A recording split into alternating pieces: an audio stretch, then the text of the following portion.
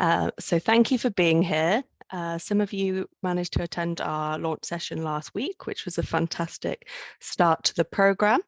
And today we're looking at framing your problems. So most of you at this point, you've got your topic idea.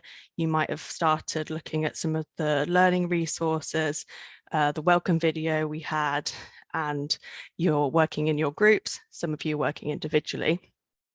But at this point, we're starting to think about beginning our research.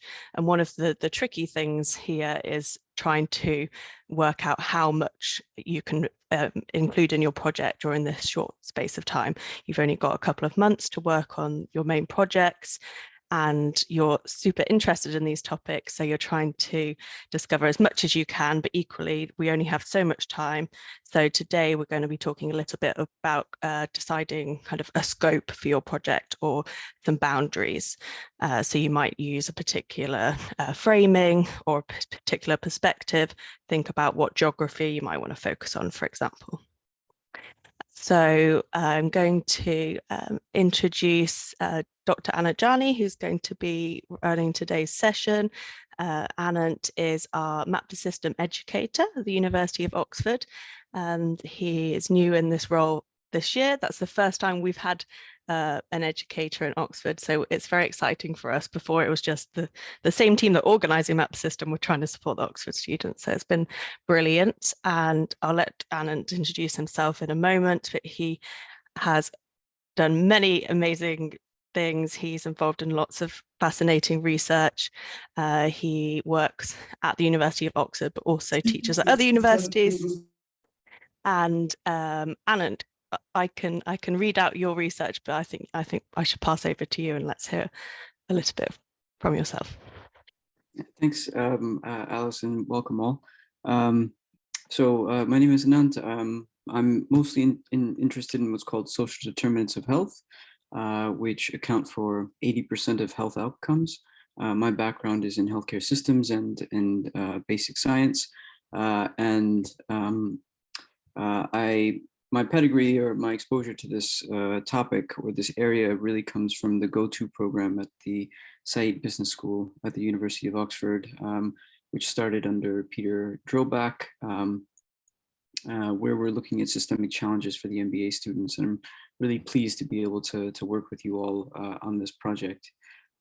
Shall I start sharing screen now? I just wanted to say quickly that we're going to be doing a breakout activity a little bit later in the session, and we very kindly got some of my team here supporting us, as well as Kevin Tang, who is one of our Map System tutors, and Dennis, who's from Fordham University, who has got up very early in the morning to come and help facilitate. So thank you all for being here. Anant, back over to you now.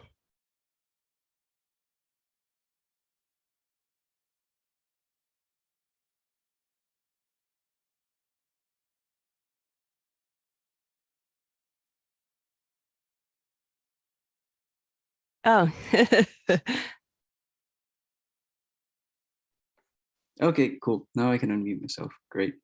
I'm just going to share my screen. Can you guys see my screen? Yes, super.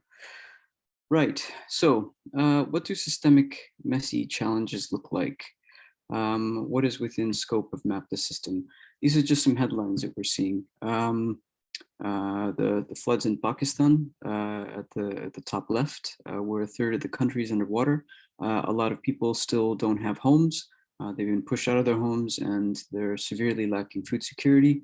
We of course have the Ukraine war, and that's having devastating consequences and will have devastating consequences for the coming decades for the citizens there. Then we have some of these environmental challenges that we're seeing. Half of all mountain glaciers are expected to disappear by 2100. So we're going to see sea levels rise, water encroaching onto coastal areas, people being displaced.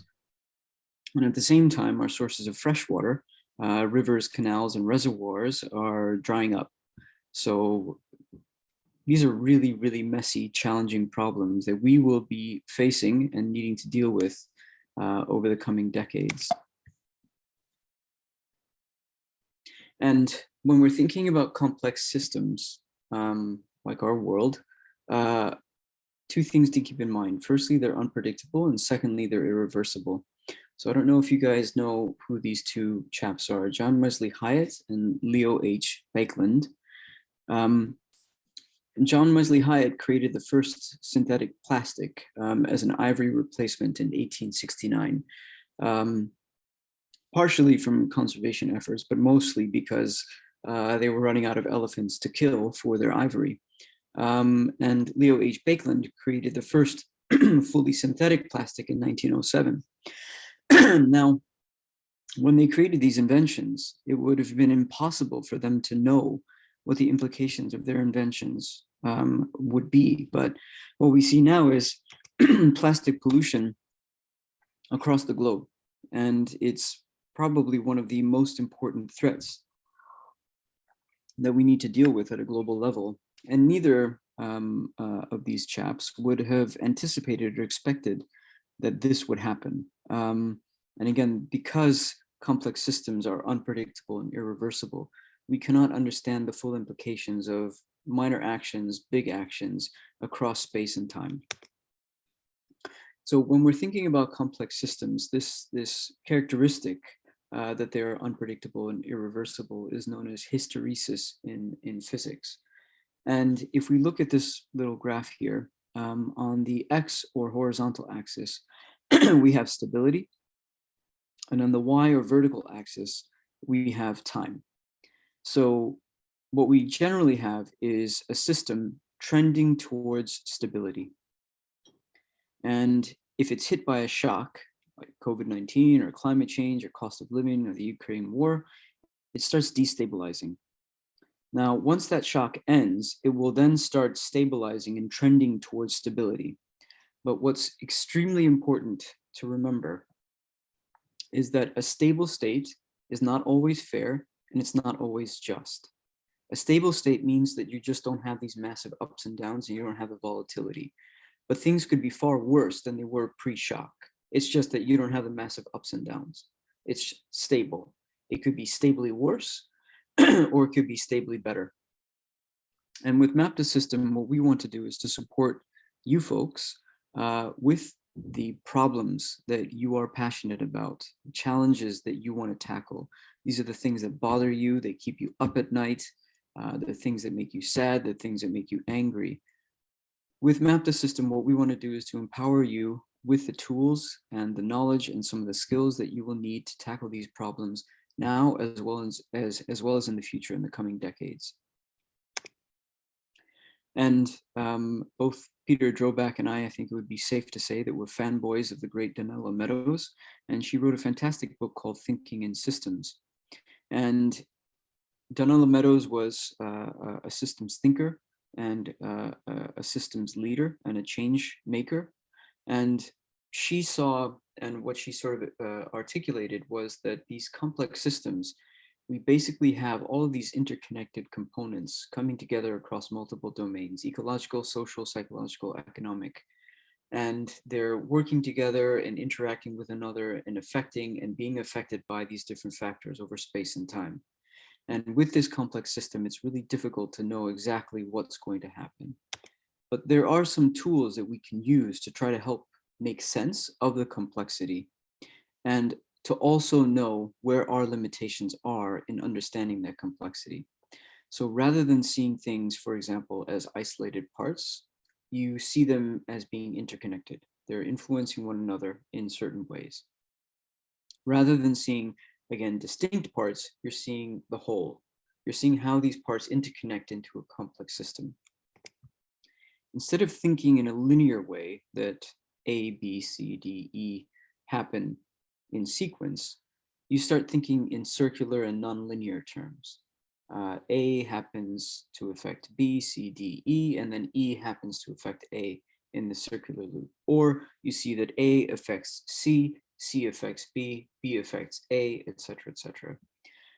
The other thing is when you're starting to analyze or look at these components, you, instead of focusing on one component and just going really, really into minutiae and micro detail about it, you start seeing and synthesizing how the different elements are interacting. And again, instead of thinking about the silos of individual components or sectors, you start seeing how things are connected and you see how they're emerging. And rather than seeing the isolation of these parts, you start seeing how they're interrelated with one another. And so you guys as systems leaders now and in the future, and systems changers, what we want to think about when we're looking at systems change is something on a large scale that is tackling a big social problem that's really messy. And if you're able to impact that problem, it will help a lot of people. And trying to understand how those people will be helped requires that you start looking at the linkages and the interactions between the different components of the system. It means that you have to start questioning the assumptions and the standard way of doing things and actually start looking outside the box of whatever silos we've been either put into and which have been imposed on us, or which we have actually put ourselves into to make sense of our world. And this is not a comfortable process. It's not easy, but it's required because there's so many people suffering in our world. And unless we make some changes to how we're doing things, things will likely potentially get worse. So with Map the System, what we want to do, again, is to empower you and support you to tackle or at least understand a problem that bothers you, that makes you angry, that makes you sad. And we want to help you do this in a structured way. So the first thing is to map the system patterns, and then to take a bird's eye view and take a few steps back and reimagine the purpose of this system. Why is it here? Why are all these elements working and playing around? And then to start identifying where to act, and where to act in a way that you can actually drive change within your system to make an impact on the problems that you care about. So as an example, I wanted to give, present to you guys the Map the System winner from last year. It was this group called Finclusive, based out of the University of Cape Town. And they were looking at financial exclusion in South African mortgage provision. So, effectively, the surface level problem is that 96% of the mortgages in South Africa to purchase a home go to some of the wealthiest people in the country.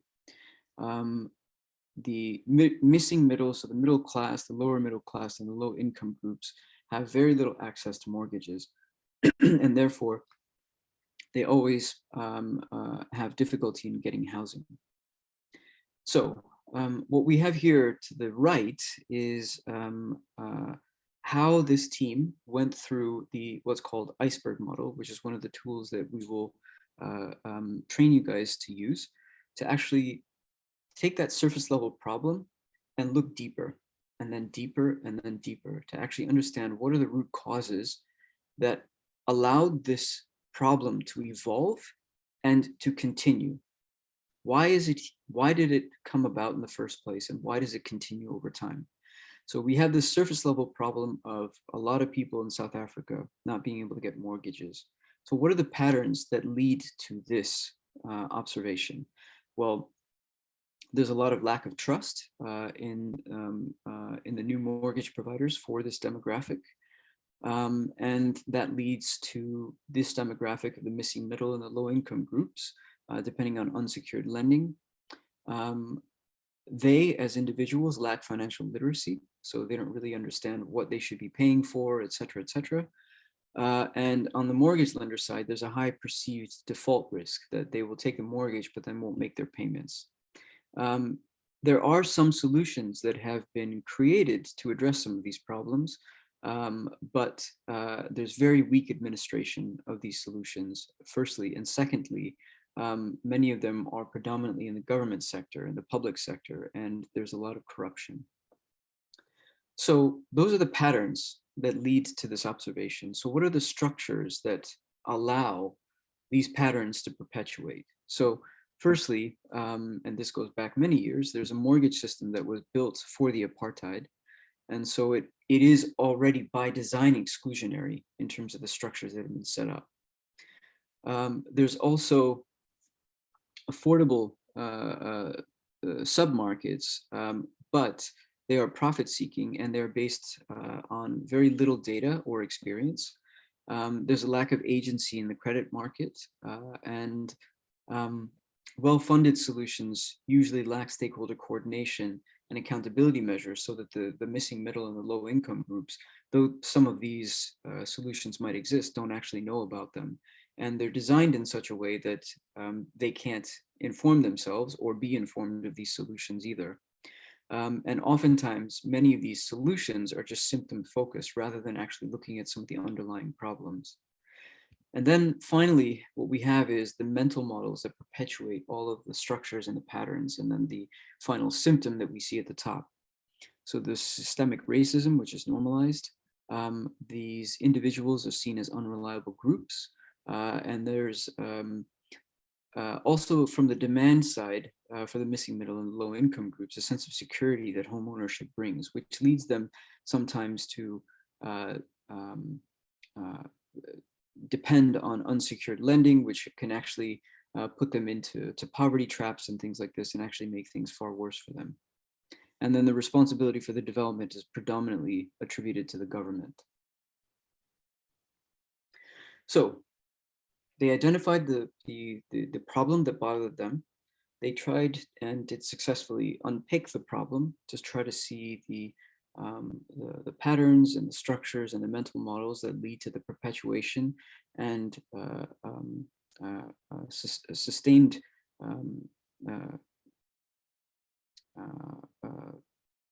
lack of financial provision for the missing middle and the low income groups. Then they wanted to see who are the players actually involved. And they looked at kind of broad categories of players: government and state-owned development finance institutions, pioneer mortgage providers, multilateral development banks, intermediaries, regulators, traditional banks, and then institutional investors as well. They identified these stakeholders and then they mapped them across these axes of the influence that these individuals have on the mortgage system, and how much they prioritize actually giving mortgages to the missing middle and low income groups. And here you have the missing middle. So you can see that in terms of the influence on the mortgage system, they have very little. And in terms of access to mortgages, they also are not as high as they need to be.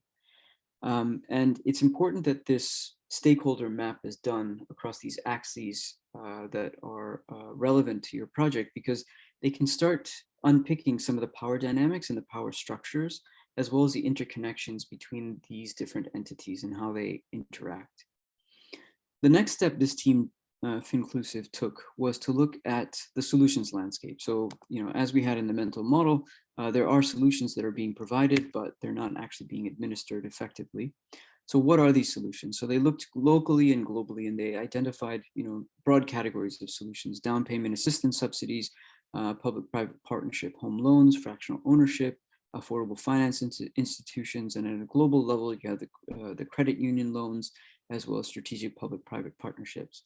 Now, these solutions are great, but again, the fact that this problem continues to exist means that they're necessary but not sufficient.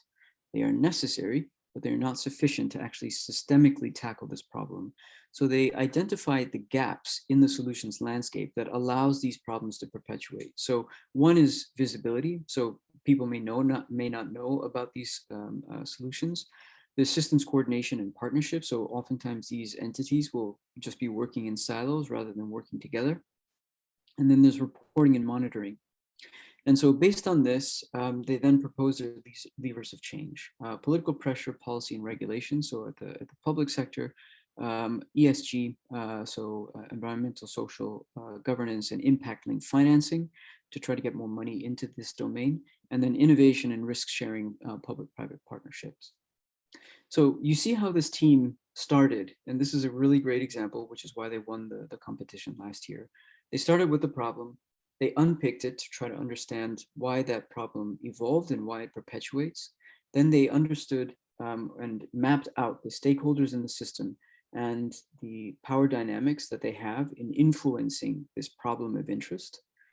They looked at the solutions landscape. They saw and identified the gaps in the solutions landscape. And then they proposed the next steps in terms of what could be done to actually impact change. So with Map the System this year, we have created these broad themes, and you don't need to stick to these themes, but they might help to narrow down the problem that you want to focus on. So these broad themes are health, climate, economic, and social. And they're basically just to provide a framework for how you can start thinking about the problems that really bother you. And there might be problems that you're tackling that cross boundaries. So you might have something that's looking at health as well as climate, or health and social, and that's perfectly fine. These you should not, these, you know, you're not being graded on whether you're doing something in health, et cetera, et cetera. We're not going to give a certain number of prizes to health or a certain number of prizes to climate. This is just as a guiding principle for you folks.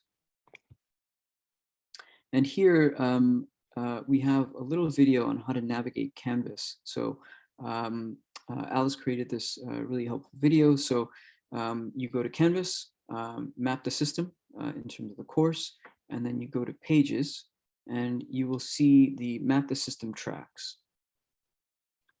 So you have economic, climate, social, health, and you hover over these different tracks, and you'll get a little short paragraph on what the track is about.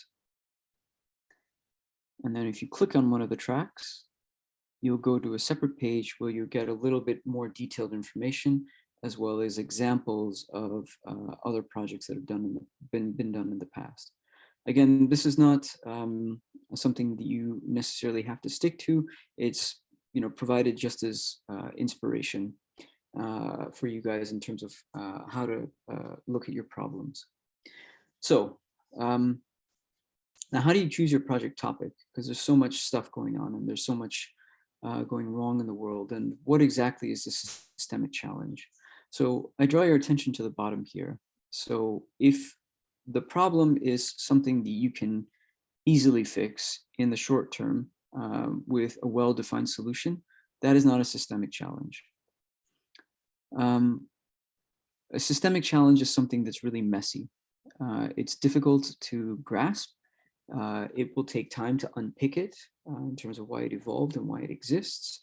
And it will take even longer to try to solve that problem. And so going up here, as a starting point, try to ask yourself, what is the nature of the challenge that you're trying to tackle? If it's well understood and you can see the causes and you see how the different elements interact, that's not really a systemic challenge. What you have with a systemic challenge is you don't really understand the problem fully, and you certainly don't know what the solutions are going to be. And sometimes you don't even know the variables that are interacting with one another at the surface level. And that's why Map the System will hopefully help you to actually unpick some of these things. How are people engaging with the challenge? If there's consensus amongst the different experts and stakeholders as to how to actually tackle this problem, that again is not really a systemic challenge.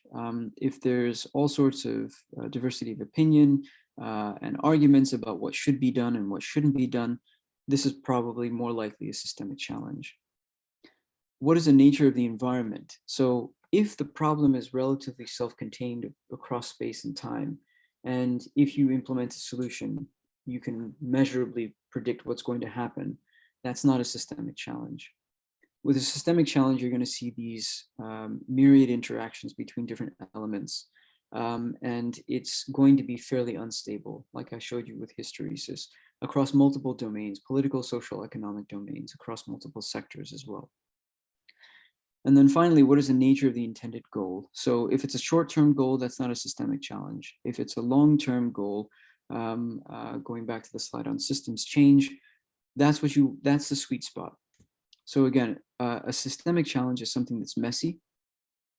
The problem is at the surface level recognized, but it's not understood.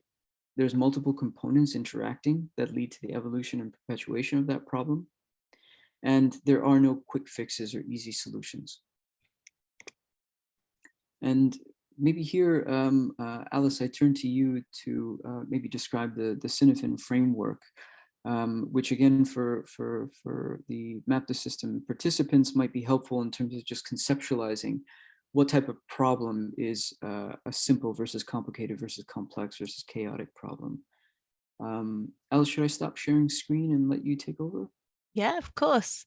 This framework is one that those of you that were at our launch session last week, Dr. Francois Benici actually mentioned this and how we kind of distinguish between a simple problem or like a process problem versus a complex problem. So on Map the System, we're trying to tackle complex problems. So the example that Francois gave was a simple problem would be how to bake a cake. If you look at this framework, and it goes round the bottom right-hand corner from a simple problem, and then if we complicated is the next kind of level of complexity, then chaotic, then complex. So a simple problem would be how to bake a cake. Complicated, how do you launch a rocket? Chaotic, how would you handle a natural disaster?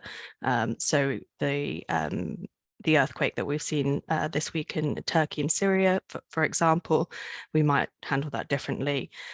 In another country, it depends on the context, and obviously, as we know, with the Syrian refugees, that adds a whole other layer of complexity, not being able to cross over into their border. We can start to see it starting to get more complicated. And then the example that Francois gave last week as well was raising a child. So we can try our best to control that, but there are so many things that are going to affect the upbringing of our children. Yeah, right. So how do you define, we have an idea now of what a systemic challenge is. It's going to be complex, it's going to be chaotic, it's going to be messy. But in terms of your Map the System project, practically speaking, how do you actually figure out what problem you should be focusing on? And so this is something that, Peter likes to mention is the Goldilocks principle. So you don't want something that's too big because it's going to be really difficult to find data and map all the interconnections and all the stakeholders. You don't want something too small because it's not going to actually lead to the systemic change that you want to implement. You want something that's just right. You want something that will lead to systemic change and is messy and complex, but is at least manageable within the boundaries of Map the System for you to identify the stakeholders, some of the interrelationships, to the iceberg model, to look at the patterns, the structures, and the mental models, and using some of the other tools that we have to look at the power dynamics across the different entities. You want something that's just right. And again, it should be something that's systemic and which, if you were able to tackle, it would have a wide scale impact, and it would make a difference in the lives of people or the environment over an extended period of time. It should be something that you're passionate about. It should be, like I said, something that bothers you, something that makes you angry or sad. When you're thinking about how to make it just right, you can look across the space, the dimensions of space and time, and across space, maybe hone in on a specific geography.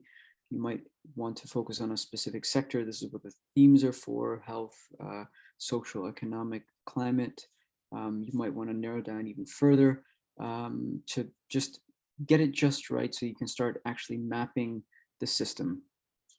And the more of your own experience you can bring in, the better, because it will help to ground it in your reality, and you are likely to have more connections that will allow you to actually understand that problem better. And finally, don't think that you're going to be able to solve the problem. But again, hopefully with Map the System, you'll be able to have the tools to empower yourself to understand these problems better, and then to understand what a solution should look like, and then to start taking some of the steps to actually tackling that solution. And Map the System is a team project. You can also be on your own, but it should be fun. And you guys should enjoy this process, the learning, the debates that you guys have when you're mapping and identifying stakeholders and the interlinkages, etc. It should hopefully get all of your neurons firing to take yourselves outside of the silos and the boxes that we sometimes put ourselves in or are put in.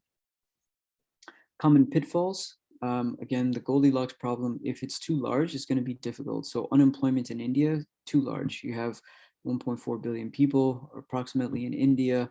It's just too big of a problem. Unemployment in Rajasthan, Rajasthan is a state of India. That again is still probably too big. Scoping it down further, we get women's unemployment in rural Rajasthan. So this is a nicely scoped problem. There's a specific demographic, rural women, and those living in Rajasthan that you're going to focus on.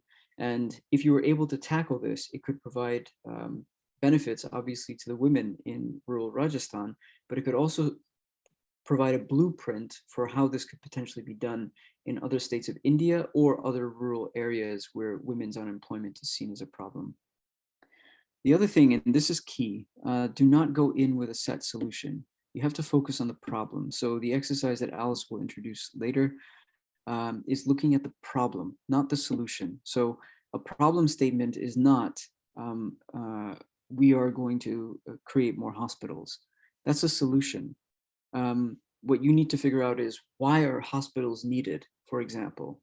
That's the problem statement. So don't go in with a solution. Go in with identifying a problem that you're passionate about. And sometimes it might require you, because intuitively you just think a hospital will solve our problems. But then what you need to do is to step back, and maybe your team members can help you to step back and ask, well, why do we need hospitals in the first place?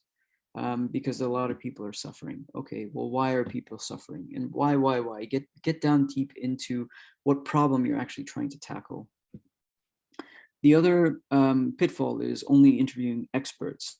And this is a dimension of knowledge equity. We had some questions last time, so I'll try to give a little bit more nuance around this. So what we mean by experts. So you have two broad categories of experts. You have the experts who think they know a lot, but don't really know as much as they think they do. But they have a really loud voice, and they have a strong platform, and they are able to impose their views on the rest of the world or your community.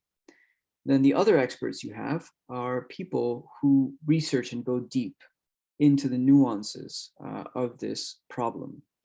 Now, the issue with both types of experts, firstly, the first category of experts, the self-proclaimed experts, if you just listen to them, you might mislead yourself because they may have a hidden agenda. The second category of experts, though they know a lot about the problem, they're usually looking at it from their lens rather than actually understanding the problem on the ground, because they haven't necessarily walked a mile in the shoes of the people that are actually suffering from this problem. And so what you would also want to do is to supplement. You can rely on some of the credible experts, but you'd also want to supplement and complement it with views from the other stakeholders on the ground who are actually having a role in either evolving or perpetuating the problem, or who have tried to solve the problem. And they may not be these self-proclaimed experts, they may not have a profile or a fancy title, but they have a lot of knowledge. And that's where this notion of knowledge equity comes in. What we have is a very uneven society and uneven world, where the people with power and money are able to project their views and their knowledge onto the world. This you see with media outlets, with the newspapers, with the television, with the radio, etc. You're only hearing a very narrow set of perspectives. And a lot of the people who may not be as articulate, they may be even illiterate, but are living the problem, their voices are oftentimes not heard just because of how the systems have been set up and the power imbalances that we have. So that's what knowledge equity means. And this is what we mean by the problem of only interviewing experts. And then finally, and linked to knowledge, is the power dynamics. So you have the surface level problem, but underneath, power will always have a huge influence and impact on how that problem evolves and why it perpetuates over time. So I will now turn over to Alice to give us instructions on how to do this exercise.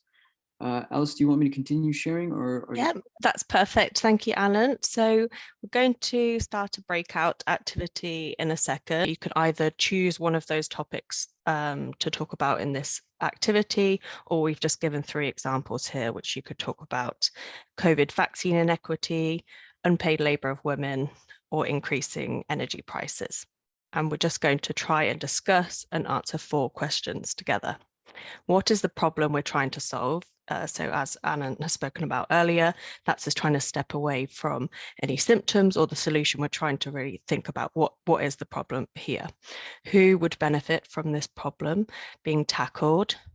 Who else is affected? Thinking of that knowledge equity, whose perspective might we not have considered initially? And what is the ultimate impact you're trying to have? And just watch out for those common pitfalls that we just spoke about. Just to quickly show you an example of what this should look like once completed. These were a couple of groups from the other day that one of them looked at COVID vaccine inequity in the deep south of the US. And you can just see what that looks like once they've populated it. And that are also a couple of extension questions for groups that are really fast, but don't worry, if you're still on question 1, that's fine. That shows it's a complex problem. And one other example was one of the groups, they picked their own topic. They were looking at lack of access to performing arts industry for girls from Black and Asian and minority ethnic backgrounds in South London. So you can see that's completely their own topic, but that was a really interesting discussion. Great. So let me stop sharing. How were everyone's discussions? Would anyone like to share? We could think about what did you learn from your peers? What was challenging about the exercise? How did you find trying to go back to the problem and look at the root causes rather than thinking about solutions? I know the extension question, we started to kind of look ahead to solutions, but how did you find that? Or maybe I'd love to share from our group. Our group was group number 8. So initially I was really scared of sharing because the more our group is trying to understand the problem, the more it seems a lot and huge. And, sometimes there's not anywhere to go into, or sometimes there's so many of puzzles, so many of, intertwined connects and things. And then when I listened to the stories of Tanvir, I was like, oh my God, Tanvir, are we trying to catch that problem or that problem or that one? There's so many of WS questions happened on our group chat, and we're being helpful to each other. And same happened to Sasank, another group member. Same happened to the friend from, same happened to Swasi. So it seems like we're trying to get into somewhere, but there is a need of clear understanding of that. We are here to understand deeper into the problem, not the solution. So all of us, including me, it felt like we're trying to get the solution. So which is, I think the main thing that we should be mindful of, that try to understand the problem, not the solution. That's what the repeated problem I could feel and see within our team. And there was some problems on identifying the geography, dimensions, area, everything. So it seems interesting in a way, along with the struggle. So it's fun. Thank you. Perfect. Thank you. Would anyone else like to share what topic you looked at, particularly if you picked one of your own topics? Be interested to hear. Yes, I would like to share since so in my problem there were like a lot of stakeholders involved in, so we were trying to actually cater everyone, and it seems like, oh no, I can't do it. I can't do it. I just need to make it specific, to the point, to particular reason, to particular group of the people who is getting into affected, and how we can show world that, yeah, this is the problem that we need to think. This is actually a genuine problem. It is happening. So this is what, and now after this exercise, I was like, okay, I got the framework, like how I need to discuss it with my own team and then work around the topic.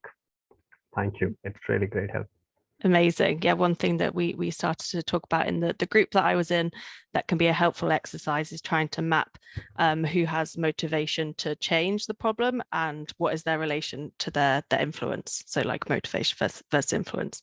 So a lot of the time, the people that are very motivated to change currently have very little influence, and the people that have a lot of influence are not motivated to change, which is why the system is still this way. Yeah. One more question, rather it's a question basically. In my problem, we have a problem and we do get to know that there is a solution. So will it be all right to propose problem the way we are trying to solve, because it's so complex, it's not easy to understand in one go, that's for sure. Because there are a lot of stakeholder, technology, policymaker, local farmers, and the customer and consumer is also, part of it. So it's like so complex, but putting Exactly. it in their own zone and showing the world that, yeah, this is the problem. This is the way that it is happening. And this is where you can be a part of it. Just make the one small change. So the way that we suggest like the project is structured, so at this point we're building like a problem statement. There's a video on the Canvas site kind of giving a little bit more guidance about that, and then we're starting to research your problem, trying to very much focus on what are the root causes. So if you're starting to think about potential solutions, kind of try to park those for now, leave them just at the side. Obviously, you don't have to forget them completely, but try to take a step back from that. And then you'll start, as you continue your research, to build your systems maps.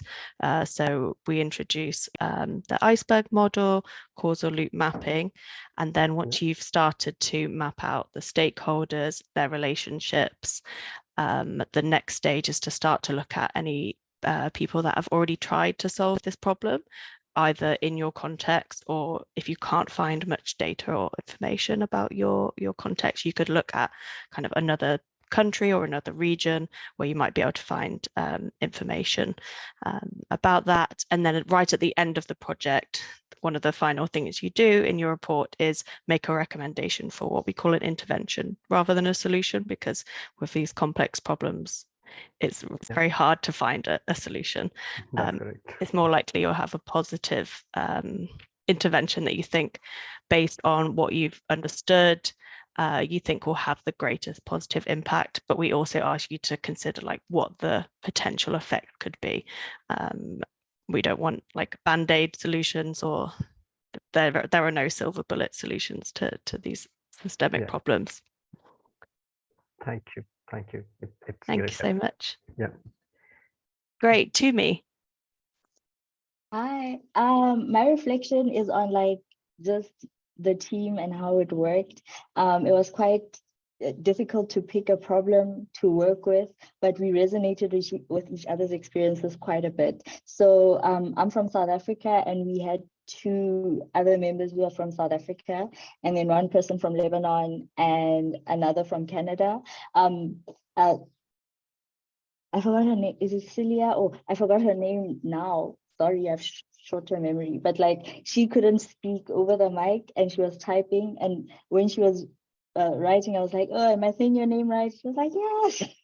So that was nice. And then another cultural observation is when I recognized that the South Africans in the team, or particularly Black South Africans, were older than me. I had to switch from just calling them by their name to saying like Mr. Ontate so-and-so, because I had to recognize they're my elders. So that was quite interesting.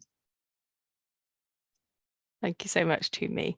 Do any of the facilitators have any comments or reflections from taking part in that? So the 2 groups that I was in, really interesting set of problems. The first group 1, was exploring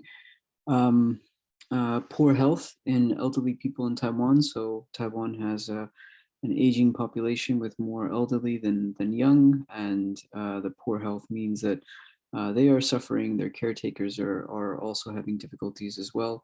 And we sort of try to get down into some of the weeds of what does poor health mean, physical as well as mental, and then what are the root causes of poor physical health, what are the root causes of poor mental health, and then actually seeing beyond just, they might have type 2 diabetes, to actually understand the causative factors of why they may have type 2 diabetes or high blood pressure or some of these other conditions. And then the second group was looking at vaccine inequity for people of lower socioeconomic demographics in Lebanon, and kind of unpicking what that actually means. Is it because the vaccine's not available? Is it because they're hesitant to get the vaccine? Is it because the vaccine is available, but they just don't know that it is available to them? So really unpicking some of those elements. And then we got transported back here when we started looking at some of the other entities that might be affected. Thank you, Anant. Dennis, have you got any comments? So I would just quickly comment that we had a group, very interesting, since we had two of us from the US, one from Egypt, one from South Africa, and one from Nepal. So the diversity of ideas was clearly very broad, but and everybody shared their examples, and we were able to quite quickly narrow in on Aliyah from Egypt. Has a very specific problem around Down syndrome and nutritional impacts on people with Down syndrome. So it was exciting for all of us, present company included, to kind of really narrow in on something that was that specific. And we quickly opened our minds to the other people that would be affected by it. And so the framework really worked well to challenge us to think just even further than just, oh, it's about people with Down syndrome. No, it's about a lot of other people too. That's perfect. That's exactly what it's intended to do. Alice, I know you need to head off in a minute. I don't know if you just want to say anything before you go. No, very encouraging to see. What we were really it's super interesting is just how well formed some of the ideas already are with the groups. So for group one, for example, that was with the group that I started with. The other group I came in late, but there was ideas around environmental issues, other human rights issues as well for different demographics in the different countries. And it's just really heartening to see, because you guys will be kind of leading the future and solving these problems. So really looking forward to working with you and supporting you in whatever way we can, and looking forward to seeing your reports as well. And thanks so much to everyone. I will have to drop off now. Sorry, I have to get to another meeting, but looking forward to interacting on Canvas and other fora as well over the coming weeks. Thank you so much, Anant. We'll see you soon. Bye.